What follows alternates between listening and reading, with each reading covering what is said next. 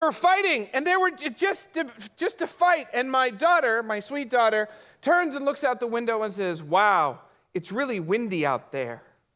And my son says, "It's not really that windy." And it was totally windy. He's just being contrarian. So I'm like, and then JL's like, no, it is windy. Look, you can see the trees moving around. You can see the wind. And Justice is like, technically you don't see the wind. You only see the effects of the wind. And she's like, you know what I mean. It's windy. Stop being a jerk. And he's like, it's not my fault you make illogical statements. That'll serve him well in marriage.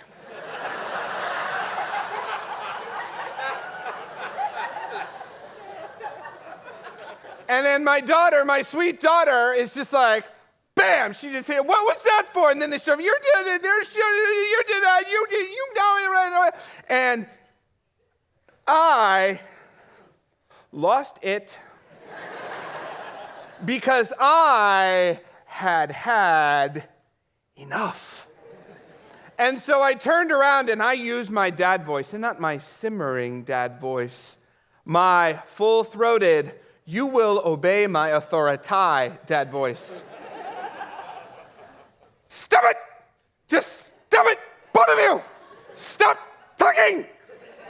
And at this point, you just start saying things you don't even mean. No one in this family is to talk to anyone else in this family about wind for the rest of our lives. Do you understand me? Be quiet. Quiet.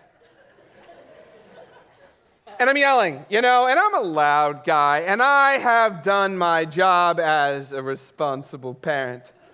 And I turn around, and there, front of my white Honda Odyssey minivan, are 3 people who heard. And they're standing there like this.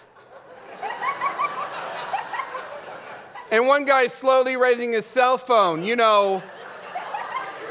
for the police.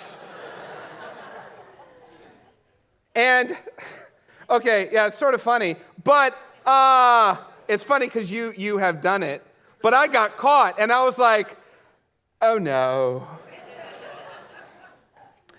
And in the middle of this feeling came over me because I had been caught. And like 4 minutes earlier, I had been at church hearing a message about the Holy Spirit and kindness and goodness and peace and patience. Patience, that virtue you have when there are witnesses present. And it was a complete, not only what, but it raised up all sorts of questions. I was a guy who had just gotten out of church. I was a pastor, and there I am yelling at my kids in that white Honda Odyssey minivan. And the question began to boil up. Why are there so many instances when I do not live up to the ideals that I not only say I believe, but actually talk about?